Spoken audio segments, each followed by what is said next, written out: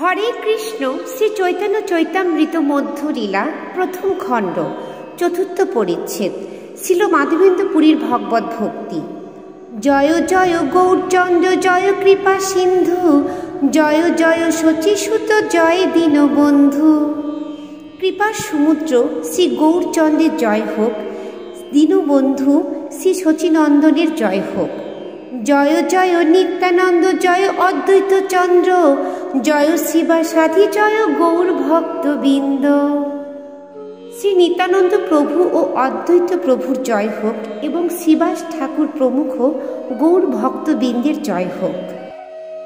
আরাত্রি করিয়া কইল বহুত স্তবন দণ্ডবধ করি কইল আত্মসমর্পণ। তারপর ভগবানের আরতি করা হলো। আরতির পরে সকলে বহুবিধ স্তব করলেন এবং ভগবানের শ্রীপাদ পদ্মে দণ্ডবৎ প্রণতি নিবেদন করে আত্মসমর্পণ করলেন। গ্রামের যতে তণ্ডুল দালি গোধূম চূর্ণ সকল আনিয়া দিল পর্বত হইল পূর্ণ। গ্রামের লোকেরা যখন বুঝতে পারলেন যে শ্রী বিগ্রহ প্রতিষ্ঠা হবে, তখন তাদের ঘরে যত চাল ডাল ও আটা ছিল তা সবই তারা নিয়ে এলেন। এত পরিমাণে তারা এইসব এনেছিলেন যে তাতেই পর্বতের উপর ভাগ পূর্ণ হয়ে গেল। কুম্ভকার ঘরে ছিল যে মৃত ভাজন সব আনাইল প্রাতে চড়াইল রন্ধন।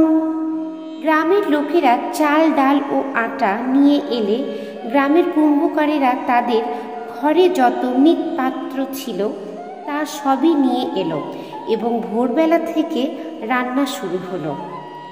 10 বিপ্র অন্ন রান্ধি করে এক স্তূপ জনা 5 রান্ধে ব্যঞ্জন আদি নানা সুপ। 10 জন বিপ্র অন্ন রান্না করলেন আর 5 জন বিপ্র নানা প্রকার ব্যঞ্জন আদি রান্না করলেন। বন্য শাক ফল মূলে বিবিধ ব্যঞ্জন কেহ বরাবরি করি করে বিপ্রগণ। বনে থেকে সংগ্রহ করে আনা বিভিন্ন রকমের শাকসবজি ফল ও মূল দিয়ে নানা বিবিধ ব্যঞ্জন রান্না করা হলো এবং কেউ কেউ বরাবরি ও করি আদি রান্না করলেন। এভাবেই ব্রাহ্মণেরা নানা প্রকার ভোগের উপকরণ তৈরি করলেন।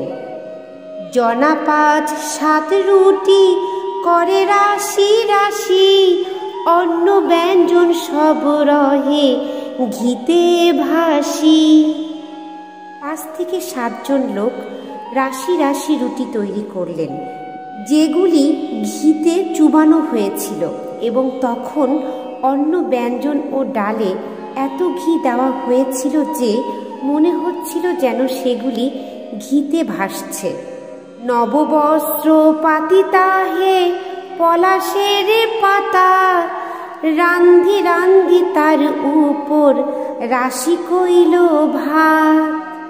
নতুন কাপড়ের উপর পলাশের পাতা পেতে তার উপর স্তূপ আকারের অন্ন রাখা হলো। তার পাশে রুটি রাশির পর্বত হইল সুপ আদি ব্যঞ্জন ভাণ্ড চৌদিকে ধরিল। অন্যের স্তূপের পাশে পর্বতের আকারে রাশি রাশি রুটি রাখা হলো এবং তার চারিপাশে বিভিন্ন পাত্রে স্যুপ আদি ব্যঞ্জন রাখা হলো।